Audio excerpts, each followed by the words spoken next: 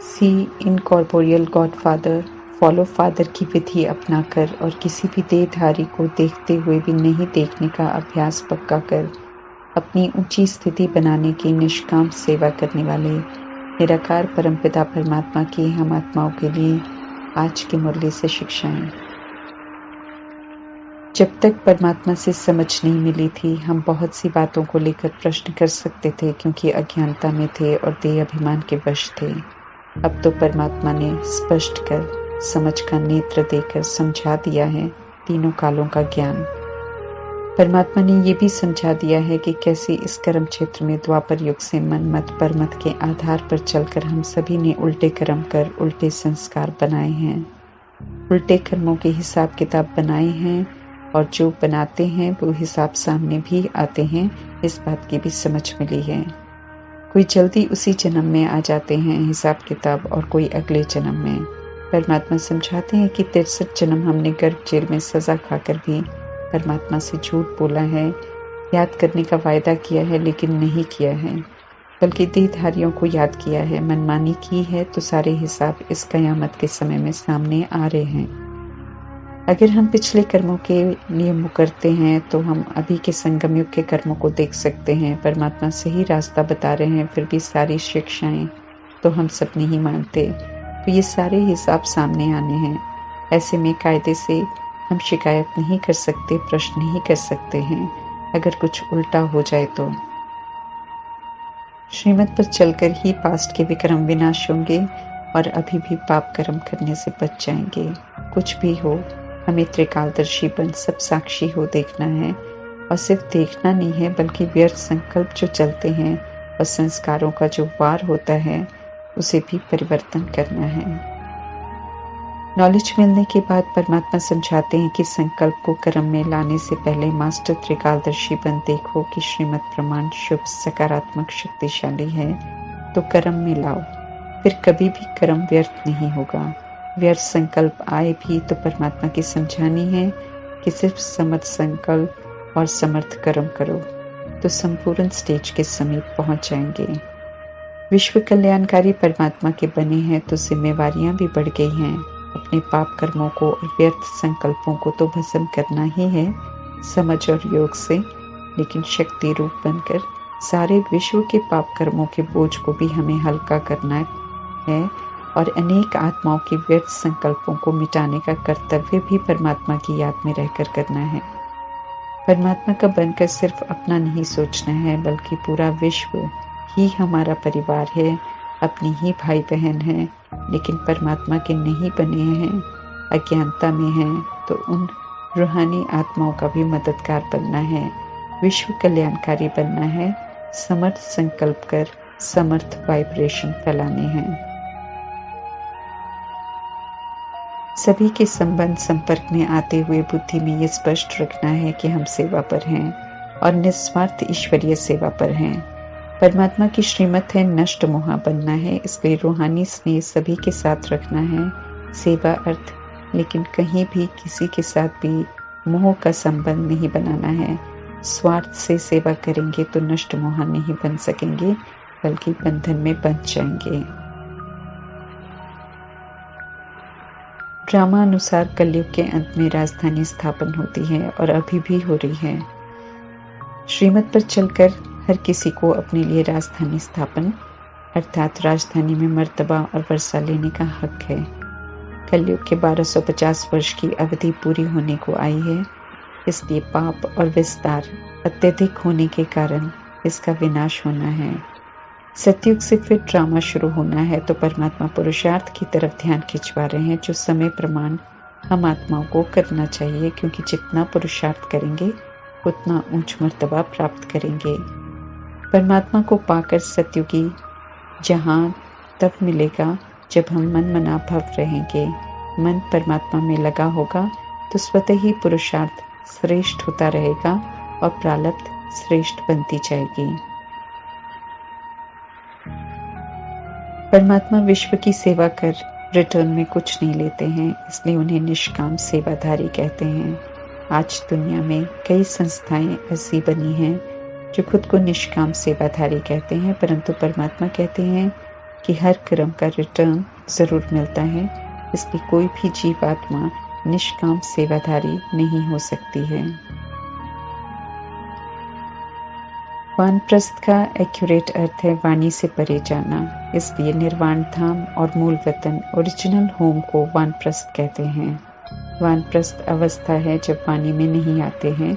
ऐसी अवस्था बनाने के लिए परमात्मा कहते हैं, इशारों में बात करने का और बीच बीच में साइलेंस में रहने का अभ्यास करो, क्योंकि आत्माएं टू मच टॉकी में आ गए हैं, जिसमें व्यर्थ एनर्जी जाती है। ज़्यादा बोलने से शक्ति घटती है और कम बोलने से, मीठा बोलने से शक्ति बढ़ती है। ये परमात्मा से समझ मिलती है। अभी एनर्जी की इकोनॉमी कर आत्मा को सशक्त बनाना है। मुक्ति, जीवन मुक्ति का रास्ता परमात्मा बताते हैं। मनुष्य गुरु करते हैं।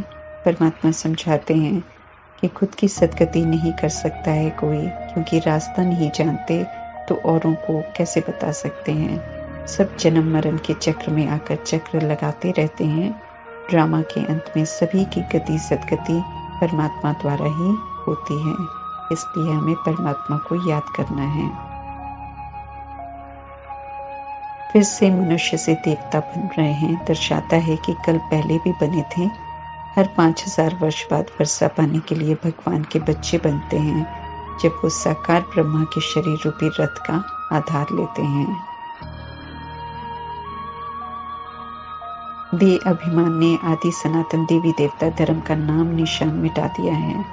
सिर्फ जड़ चित्रों के यादगार रह गए हैं, जिनकी बायोग्राफी कोई नहीं जानता। द्वापर युग से देवभान आया तो जो पूज्य थे वे पुजारी बन गए, और जैसे जैसे कोई धर्म आते गए तो उसमें कन्वर्ट होते गए, और स्वर्ग की राजधानी की सर्व आत्माएं इधर उधर चली गईं, कुछ भारत में तो कुछ विदेशों में चली गईं। तिरसठ जन्म लेते लेते आत्मा के संस्कार भी बदलते गए, और आदि युग की आत्मा के स्वधर्म से विस्मृत हो गई। परमात्मा जब आदि सनातन धर्म की स्थापना करते हैं तो इस धर्म की आत्माएं ज्ञान से आकर्षित हो फिर से पवित्र बनती हैं। कलयुग के अंत में दूसरे देह के धर्मों का परिवर्तन भी ज्यादा होना शुरू हो जाता है, क्योंकि आत्माएं जैसे ऊपर से नीचे आकर जिस भी धर्म से प्रभावित होकर जिस भी धर्म में प्रवेश करते हैं, उसी में फिर अंतिम जन्म में जरूर लौटते हैं। दुनिया जो देह अभिमान में है और कट्टर है, उनके लिए ये स्वीकार करना मुश्किल होता है कि कोई मुस्लिम हिंदू कैसे बन गया, या फिर कोई हिंदू क्रिश्चियन कैसे बन गया। परंतु आत्माएं इस ड्रामा के खेल में अपने कर्मों प्रमाण बंधी हुई हैं, इसलिए विरोध होते हुए भी धर्म परिवर्तन कर लेती हैं, क्योंकि उन्होंने लौटना है अपने धर्म में हिसाब किताब क्लोज करने के लिए। तेज गति से ये सारी शफलिंग होनी है। ड्रामा का पार्ट इसी विधि से सेटल होकर पूरा होना है, और परमात्मा के जो बच्चे बनते हैं वो आत्माएं अपने पुरुषार्थ अनुसार नंबरवार परमात्मा के साथ या पीछे पीछे जाते हैं। क्राइस्ट को मानने वाले उनके पीछे जाएंगे, बुद्ध को मानने वाले उनके पीछे जाएंगे। आत्माएं जिस विधि से पाठ बजाते हैं धरा पर, उसी प्रमाण अपने अपने सेक्शन में जाकर विराजमान होते हैं। ड्रामा के पाठ को देखते हुए इस समय हमें किसी से नाराज नहीं होना है, न आश्चर्य करना है कि कोई किसी धर्म में कैसे चला गया। शरीर के रोल हैं, उस रोल में आकर ही हिसाब किताब चुकतो होने हैं। ऊंचे से ऊंचे परमात्मा से वर्षा मिल रहा है, उनकी याद से पावन बनेंगे। इसे बुद्धि में रखकर ज्यादा से ज्यादा परमात्मा की याद में रहना है। पारलौकिक पिता से पवित्रता का वर्षा मिलता है, शरीर के पिता से पतित बनने का वर्षा मिलता है। अभी ये समझ मिलती है, इसलिए पारलौकिक पिता का कहना मानकर स्व का कल्याण भी करना है, और शरीर के पिता को भी पाप कर्म करने से बचाने का अपना फर्ज निभाना है। अज्ञानता में भले वे नाराज होंगे, लेकिन जब सत्य जानेंगे तो धन्यवाद भी करेंगे और दुआएं भी देंगे। रास्ते चलते ब्राह्मण फंसा। ब्रह्मा के लिए कहते हैं, क्योंकि ब्रह्मा बनने से पहले दादा लेखराज के रोल में उनका समाज में बहुत नाम मान था, इज्जत थी। लेकिन ब्रह्मा बनते ही मान इज्जत देने वाले गालियां देने लगे।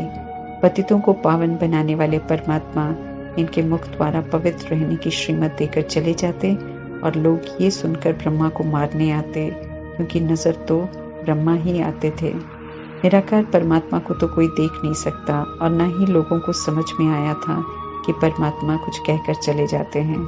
प्रजापिता ब्रह्मा को सहन करनी पड़ती थी उल्टी बातें जो लोग कहकर जाते थे।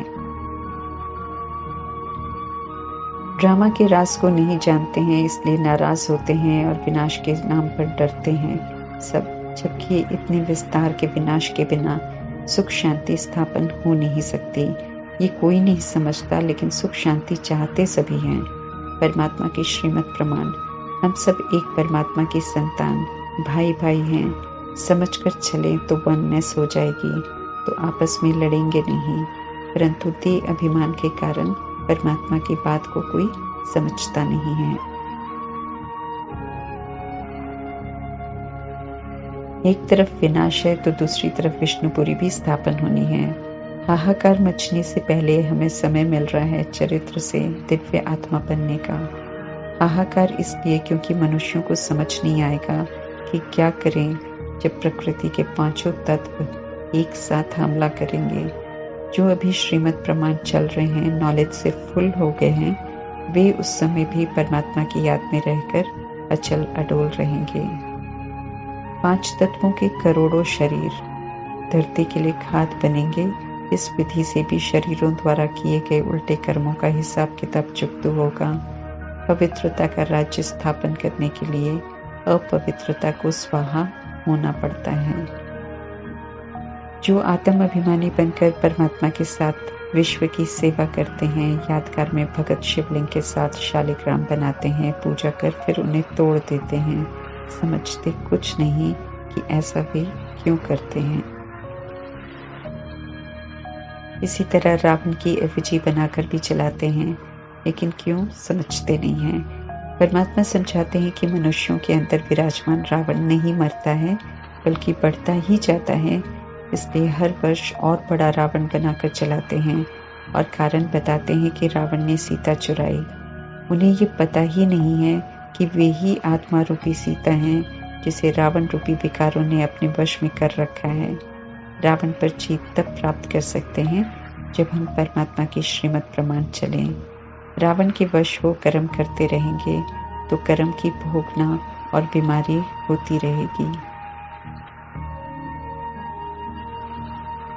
रियल हिस्ट्री ज्योग्राफी वर्ल्ड की परमात्मा समझाते हैं। लक्ष्मी नारायण राम सीता कोई देह का धर्म स्थापन नहीं करते हैं। उनकी आत्माएं तो संगम युग में परमात्मा से राजयोग सीखकर स्वराज्य अधिकारी बन दैवी गुणों की धारणा करते हैं।